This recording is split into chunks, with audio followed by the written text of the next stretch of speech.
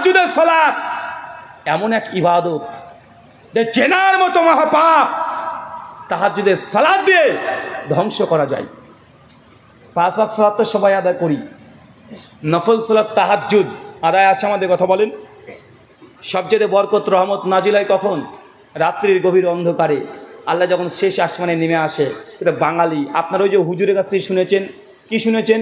যে সবে বেলাতে রাত্রিবেলাতে আল্লাহ নিজ আসমানে নেমে আসেন, হিংসুক আর মুশরিককে বাদ দিয়ে আল্লাহ সবাইকে ক্ষমা করে দেয়। এই জন্য বাঙালি মুসলমান সবে বরাত ধুমধাম করে পালন করে, আছে না নাই? কথা বলেন।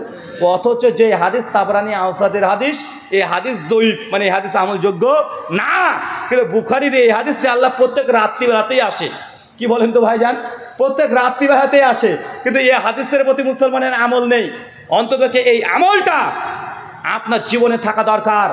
অন্ততপক্ষে আল্লাহর কাছে 2 রাকাত তাহাজ্জুদের সালাত আদায় করে নিজের জন্য, মুসলিম উম্মাহ যে ফিতনায় জর্জরিত তাদের জন্য দোয়া করেন। ইনশাল্লাহ অচিরেই আপনার উপর, আপনার পরিবারের উপরে রহমত বরকত আল্লাহর পক্ষ থেকে নাজিল হবে।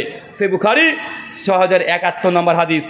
আল্লাহ নবী কিয়ামতের মাঠ সম্পর্কে তিনি বলছেন, আল্লাহ সুবহানাহু ওয়া তাআলা কিয়ামতের মাঠে কিছু কিছু মানুষকে পার্সোনাল ডাকবেন, পার্সোনাল, সবার সামনে নয়। Crore crore, million, billion, trillion মানুষ, তার মধ্যে পার্সোনালভাবে কিছু মানুষকে আল্লাহ ডাকবেন। ডাকার পরে আল্লাহর মধ্যে আর ওই বান্দাগুলোর মধ্যে আল্লাহ একটা পর্দা দিয়ে ঘিরে দিবেন, মানে কেউ যেন তাদেরকে দেখতে না পায়। এরপর আল্লাহ সুবহানাহু ওয়া তাআলা ওই বান্দার হাতে একটা কাগজের টুকরা দিয়ে দিবেন। কাগজের টুকরা যখন পেয়ে যাবে তখন আল্লাহ বলবে এটাকে খোলো। বান্দার সঙ্গে সঙ্গে খুলে ফেলবে। খোলার পরে আল্লাহ বলবে ইকরা, তুমি পড়তে থাকো কী লেখা আছে। ও তখন পড়তে শুরু করবে। যখনই পড়তে শুরু করবে তখন দেখবে তার গোনাগুলো লেখা আছে। কী লেখা আছে? কথা বলেন। তার গোনা, পাপ। আল্লাহ তখন বলবে গোনা কি তোমার? ও তখন স্বীকার করে, জি আল্লাহ, আমার রব প্রতিপালক, এই গোনাটা আমার। আল্লাহ আবার বলে এই গোনাটা, যে আল্লাহ এটা আমার গোনা। আল্লাহ তাকে বলবে যে বান্দা, তুমি যে গোনাগুলো করেছো, যেগুলো কাগজে দিয়েছি, এই গোনাগুলো তুমি গোপনে করেছিলে, এই গোনাগুলো তুমি একাকী করেছিলে, এটা তোমার গোপন গোনা।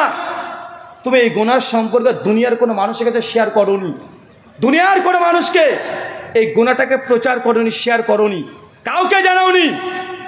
তার জন্য আমি আল্লাহ তোমাকে দুনিয়াতে অপমান করতে চাই নাই। তুমি নিজের গোনা নিজে গোপন করে রেখেছো। আমি আল্লাহ তোমার গোনাটাকে দুনিয়াতেও গোপন করে রেখেছিলাম। যাও, আজকে কিয়ামতের মাঠে তোমাকে লজ্জিত করব না।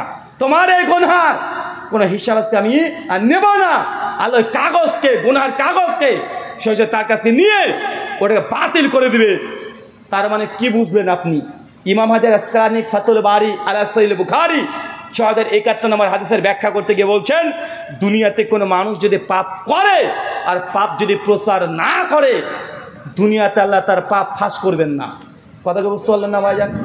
অনেক যুবক যুবতী, তরুণ তরুণীরা আছে, তারা একসঙ্গে 14 ফেব্রুয়ারি পালন করেছে, বা গার্লফ্রেন্ডের সঙ্গে গিয়ে একটু ঘোরাঘুরি করেছে, ওটাকে আবার এই যে মোবাইলের মাধ্যমে ধারণ করেছে, ভিডিও করেছে। 2 দিন 4 দিন 10 দিন পরে মেয়েটার বিয়ে হবে এগুলো শুনেছে, ছেলেটার ঠিক নেই, তখন বলছে তুই বিয়ে করে দেখ, তোর ভিডিও আমার কাছে আছে, সোশ্যাল মিডিয়ায় ভাইরাল করে দেবো। আছে না নয়? কথা বলেন। আছে না? গুনাহ করেছেন এবং ওর কী করেছেন? সেভ করে রেখেছেন, পাপ করেছেন। আর সেই পাপের আপনি ডকুমেন্টস তৈরি করে রেখে দিয়েছেন। যদি পাপের কোনো ডকুমেন্টস যদি আপনার কাছে থাকে, আর ওই গুনাহ যেটা করেছেন, ওই গুনাহ যদি আরেকজনকে শেয়ার করেন, আপনি নিজেই যদি প্রকাশ করে দেন, জেনে রাখবেন এই পাপ, এই গুনাহ দুনিয়াতেও আল্লাহ একদিন প্রকাশ করে দিবে।